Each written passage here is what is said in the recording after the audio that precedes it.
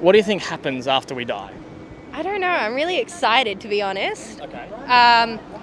I'm not sure if it's reincarnation or that there's...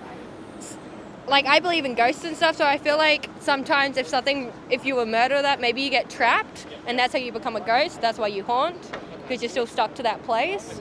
But I feel like there could be, like, something like an in-between, where it's, like, a really cool place, like heaven or that. Do you think there's a God? I think there's something out there. So I think I'm agnostic. So I'm not sure quite what it is, but I do believe there is a good and a bad and all of that. Do you think God created this world? I believe in evolution. Okay. I don't know. That's a tough question because, like, it's possible. It's just not logical. Not logical. Well, let me ask you this. If we look at these buses driving past, do you know who made these buses? Probably some person. Yeah. Would you ever doubt that someone made them? No. Here's the point. It's completely logical to think that things that have a beginning have a creator. In fact, that's the only logical answer in that scenario. If you told me that the City Hall, over time and chance acting on matter, ended up as what it looks like today, that would be illogical, right? Yeah, If it you would. told me the bus built itself, not great, right? Yeah. The point is, we know that things that have a beginning have a creator. God says don't lie. Do you think you've ever told a lie? Yes. He says don't steal. Have you ever stolen anything? Yes. He says to be sexually immoral, to look with lust, have sexual desires in your heart, to watch pornography that would include, or have sex before marriage would be adultery in the heart. Do you think you've ever done it? Yeah. God says to be angry with someone, to insult someone, call someone a name, is to commit murder in the heart. Do you think you've ever called someone a name or been angry? Yeah. Here's the problem. God's told us not to do these things, and we've gone and done them. And not just once or twice, but it'd be hard to count the number of times that I've lied or stolen, that sort of stuff, right? And the same with you? Yeah. So here's the problem. To jump back to that analogy before, if someone else builds that bus, they get to tell me how much I have to pay, where it's going. They get to tell me what I am allowed and not allowed to do there. And because God built this world, he gets to tell me what I am and not allowed to do while I'm in this world. And we've gone and said wholeheartedly, I don't want you, God. I want to have your stuff and I want to do it all my own way, right? And so what would that make us? Kind of rude. Very rude. Enemies, rebels, and big trouble, right? What does God say the penalty for our sin or our rebellion is? We go to hell. So do you see the problem? Yeah, hell doesn't sound too nice. It's pretty hot.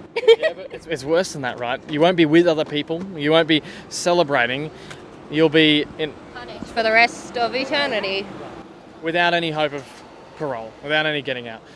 So what can you do? How can you get out of hell? How can you be forgiven and come to know God? I guess, is it called repenting or something? It's a good word. What do you think it means? To ask God for forgiveness. Assuming let's just assume that for a moment. That isn't actually what repentance means, but let's just go with, imagine you ask God for forgiveness. Think about this. Imagine I'm driving down this road and I get caught speeding, get a fine in the mail, and I walk into the police station and ask them for forgiveness. Will that pay my speeding fine? No, Why not? because you have to pay. To pay. Just asking God for forgiveness will not get my hell punishment paid. Maybe you have to do the right thing. Well, think about that. I ask for forgiveness and I promise that I'll obey the road rules every day for the next 6 years. Not going to pay it. Not going to pay it. Doing the right thing won't help. Doing good things won't take away my history of failure in the past. Someone has to pay. But God is kind. God is forgiving, right? So do you know what God did to pay the penalty we deserve? Does it have to do with like Jesus and he came down and paid for our sins or that? And he was on like the crucifix. I was brought up Catholic. Okay. I was brought up Catholic. I know this stuff. He was like on the cross and he died and then he kind of like came back. Yep. And I think he died again. Then he rose to heaven after that. Oh yeah, he rose to heaven. I was trying to figure out how he got up there. But God sent his own son down to make it better. Do you think you can earn the forgiveness that Jesus has paid for? I feel like if I tried really hard. Do you know what Jesus' standard is? Very high. Yeah, he says you must be perfect as your Father in heaven is perfect. Can you be perfect? No. No, me either. So we couldn't earn it. We couldn't be perfect. But Jesus is kind. And out of his kindness, he chooses to offer you forgiveness as a gift because he's already paid for it. How do you receive a gift? I don't know. Someone walks up, hands you a gift. How do you receive it?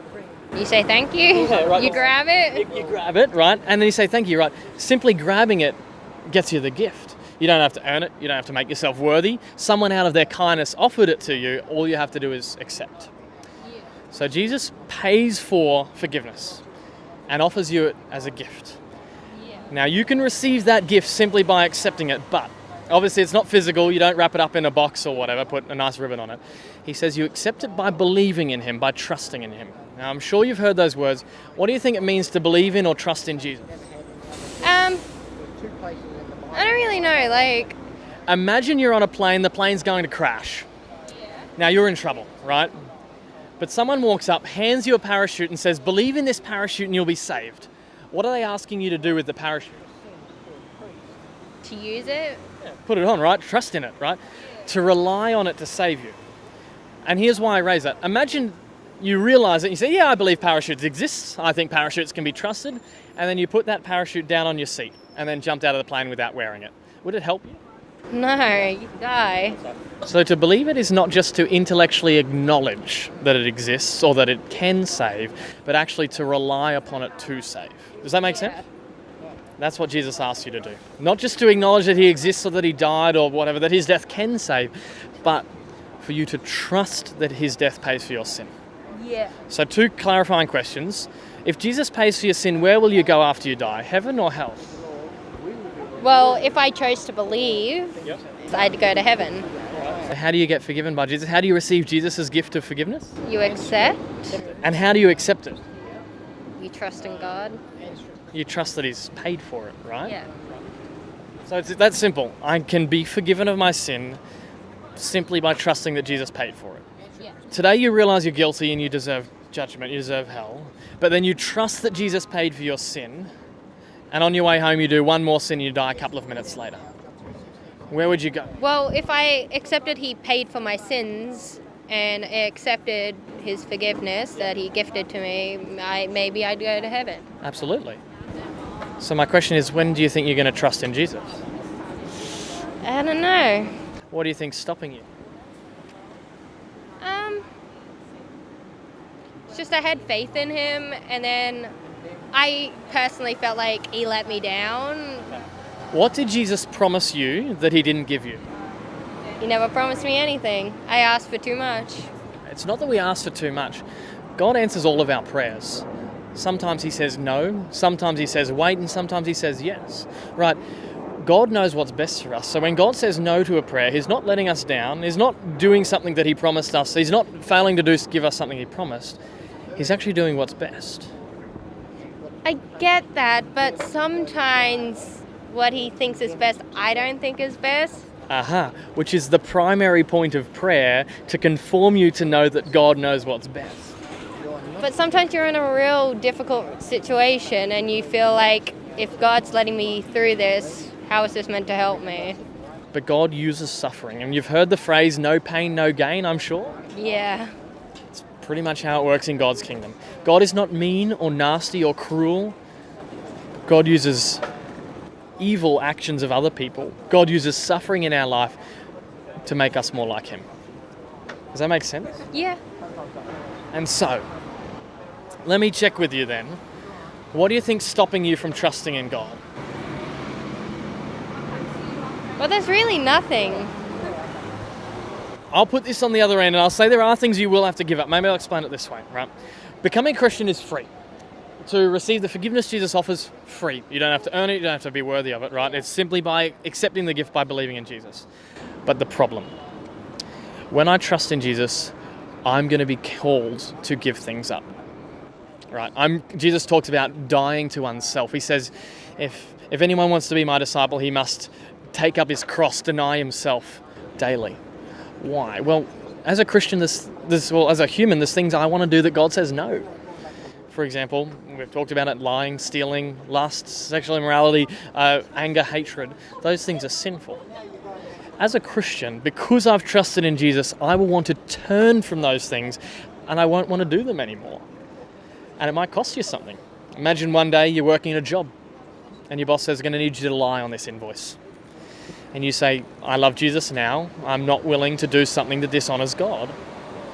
And then your boss fires you because you weren't willing to lie. You're going to have to give it up. Does that make sense? Yeah. What are you thinking about what we've talked about? What am I thinking about? Maybe I should think about religion again. So I encourage you, take a read of the Gospel of John sometime and see what Jesus has to say.